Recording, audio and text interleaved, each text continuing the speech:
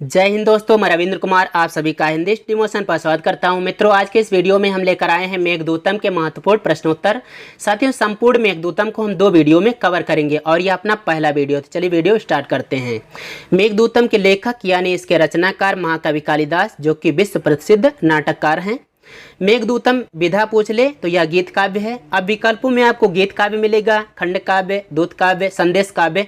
इन चारों में से कुछ भी मिल जाएगा तो भी आपको उसी को टिक करना होगा। यानी मेघदूतम गीत काव्य भी है, ये खंड काव्य, दूत काव्य, संदेश काव्य भी है। और इसका पूछ सकता है प्रधान रस कौन सा है, तो मेघदूतम का प्रधान रस श्रृंगार रस है। इसका भेद भी पूछ सकता है, तो आपको भेदों में विप्रलंभ यानी वियोग श्रृंगार टिक करना होगा। मेघदूतम का जो नायक है इसका नाम यक्ष है और इसकी नायिका का नाम यक्षिणी है। ये डायरेक्ट भी ऐसे पूछ सकता है कि मेघदूतम का नायक कौन है, यक्ष है और इसकी नायिका यक्षिणी है। लेकिन इस प्रकार से भी पूछ सकता है कि मेघदूतम में मेघदूतम के नायक का क्या नाम बताया गया है, तो भी आपको नायक का नाम यक्ष और नायिका का नाम यक्षिणी ही बताना होगा।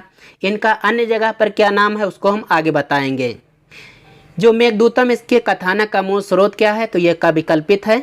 और संपूर्ण मेघदूतम में कौन सा छंद प्रयुक्त हुआ है, तो दोस्तों संपूर्ण मेघदूतम मंदाक्रांता छंद में लिखा गया है। और मल्लिनाथ के अनुसार, जो कि पूर्व मेघ और उत्तर मेघ दोनों में मिलाकर 121 श्लोक हैं। मंदाक्रांता छंद के विषय में आप जानते होंगे, इसके प्रत्येक चरण में 4, 6, 7 वर्णों पर यति होती है। चलिए आगे बढ़ते हैं। आगे दिया गया है, मेघदूतम पर मल्लिनाथ ने दोस्तों टीका लिखी है जिसका नाम संजीवनी है। तो केवल मेघदूतम पर ही मल्लिनाथ ने नहीं, कालिदास की 3 रचनाओं पर मल्लिनाथ ने संजीवनी नाम से ही टीका लिखी है। यक्ष के स्वामी का क्या नाम था जिसने यक्ष को शाप दिया था, तो वो थे कुबेर। कुबेर ने यक्ष को शाप दिया था। कुबेर द्वारा शाप को प्राप्त हुआ यक्ष उसने कहाँ पर निवास किया, तो कुबेर द्वारा जो यक्ष को शाप दिया गया वो यक्ष 1 वर्ष तक रामगिरी के आश्रमों में निवास किया। देखिए अगला आ गया है कि पुराणों में मेघदूतम के विरही यक्ष का क्या नाम बताया गया है, तो पुराणों में विरही यक्ष का नाम हेममाली बताया गया है और इसकी जो पत्नी यक्षिणी है उसका नाम विशालाक्षी कहा गया है। चलिए आगे बढ़ते हैं। ये देखिए वर्णन तो कई आए हैं लेकिन ये महत्वपूर्ण था कि मेघदूतम में किसका उल्लेख है, तो वत्सराज उदयन का भी उल्लेख है। ये कैसे क्यों पूछ सकता है, क्योंकि इस प्रकार से पूछ सकता है। आपसे मान लो पूछ ले कि वत्सराज उदयन का उल्लेख किसमें हुआ है, तो मेघदूतम विकल्प होगा। तो आप सोचें कि मेघदूतम में यक्ष और यक्षिणी के विषय में बताया गया, वत्सराज उदयन कहाँ पे आ गए, तो आपको इस चीज़ को याद रखना है, इसलिए हमने ये भी उठा लिया। तो मेघदूतम में उल्लेख हुआ है वत्सराज उदयन का भी। बहुत सारी चीज़ें और भी हैं लेकिन ये महत्वपूर्ण था। राजहंस मेघ के साथ में कहाँ जाने को उत्सुक होंगे, तो ये मानसरोवर जाएंगे। स्त्रियों का आशा बंध यानी आशा का बंधन क्या कैसा होता है, ये चीज़ पूछा गया है। तो स्त्रियों का जो आशा बंधन होता है वो कुसुम के सदृश होता है यानी फूल के समान कोमल होता है। विदिशा नगरी में नदी बहती थी, कौन सी नदी थी, उसका क्या नाम था, तो वेत्रवती नदी थी, जिसको आजकल बेतवा के नाम से जानते हैं। कृतांता शब्द आया है, कृतांता का क्या अर्थ होता है, तो भाग्य यानी दैव इसका अर्थ होता है।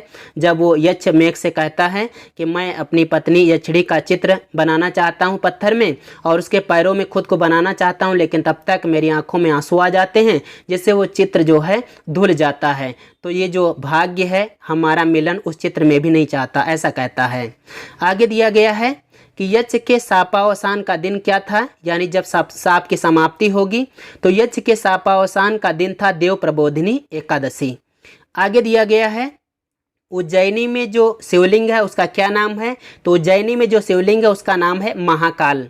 महाकाल में ही गंधवती नदी की वायु जाती है जो कि वहाँ के उपवन को हिलाती है, वहाँ के बागों को हिलाती है। इसको भी याद रखिएगा कि महाकाल में कौन सी नदी है, तो गंधवती की जो वायु है वही जाती है वहाँ के उपवन को, वहाँ के बागों को हिलाती है। और यक्षिणी साप दिवसों की गणना किससे करती है, तो दोस्तों यक्षिणी जो है वो देहली पर रखे हुए जो फूल हैं उसी से साप के दिवसों की गिनती, यानी कितने दिन बीत गया और कितने दिन बाकी हैं, उन्हीं फूलों के गिनने से ही करती है। कांतोदंता का क्या अर्थ होता है, तो कांत उदंता यानी प्रियतम का वृत्तांत यानी प्रियतम का समाचार होता है। जब कहता है वो मेघदूतम का यक्ष कहता है मेघ से कि जो प्रियतम का समाचार होता है वह प्रियतम के मिलन से कुछ ही कम होता है। तो ऐसा वहाँ पर आया है कांतोदंता प्रियतम का वृत्तांत इसका अर्थ होता है। अलकापुरी का वर्णन कहाँ मिलता है? तो मेघदूतम मिलता है। ये तो बहुत ही महत्वपूर्ण है, इसको तो आपको याद ही रखना है। अलकापुरी और उज्जैनी का वर्णन मेघदूतम में मिलता है।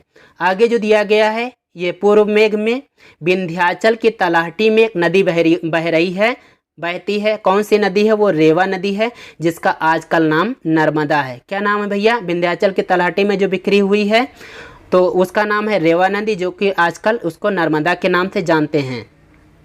कांता विरह गुरुड़ा, इसमें कितने पद हैं? तो दोस्तों इसमें एक ही पद है। मेघदूतम का खड़ी बोली में अनुवाद किसने किया? तो दोस्तों राजा लक्ष्मण सिंह ने किया है। और मेघे माघे गतम वया, ये सूक्तियाँ आ जाती हैं परीक्षा में, किया किसने कही है? तो मल्लीनाथ ने कही है। ये क्या कहा है? मेघे माघे गतम वया, यह मल्लीनाथ की उक्ति है। आगे उक्तियों से ही संबंधित हैं, जो महत्वपूर्ण हैं हमने उन्हीं को यहाँ पर चुना हुआ है। ये देखिए, ऐश्वर्यम यदि वांछस प्रिय सखे शाकुंतलम से बेताम, यह किसी कवि के द्वारा लिखा गया, अंग्रेजी में लिखा गया था, जिसको किसी कवि ने अनुवाद किया। तो ये जो अंग्रेजी में था ये किसके द्वारा लिखा गया? तो ये गेटे के कथन है, गेटे का कथन है, जिसको संस्कृत में किसी अन्य ने अनुवाद किया है। तो इसको याद रखिएगा। कालिदास के मंदाक्रांता छंद की प्रशंसा किसने की है? तो क्षेमेंद्र ने अपने सुब्रत तिलकम में की है। और अगला है भासो हासा कवि कुल गुरु कालिदासो विलासा, यह किसका कथन है? तो यह जयदेव का कथन है। भासो हासा कवि कुल गुरु कालिदासो विलासा।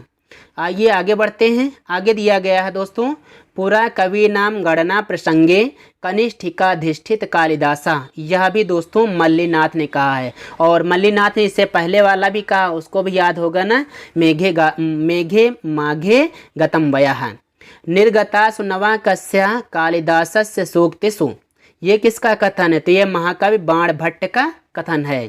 श्रृंगारे ललितोदगारे कालिदास त्रयी किमु, यह दोस्तों राजशेखर का कथन है। आइए आगे बढ़ते हैं और ये शायद अंतिम पेज होगा।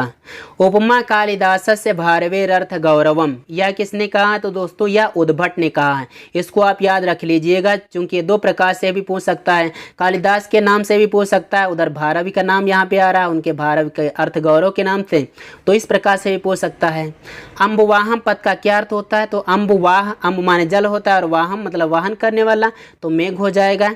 मेघ किसका अनुचर था? तो दोस्तों आपको पता होना चाहिए मेघ किसका अनुचर था? तो ये इंद्र का अनुचर था। और यक्ष किसका अनुचर था? वह कुबेर का अनुचर था। तो दोस्तों आज के इस वीडियो में सिर्फ इतना ही। अगले वीडियो में हम अगले भाग को लेकर फिर उपस्थित होंगे। तो जय हिंद, वंदे मातरम।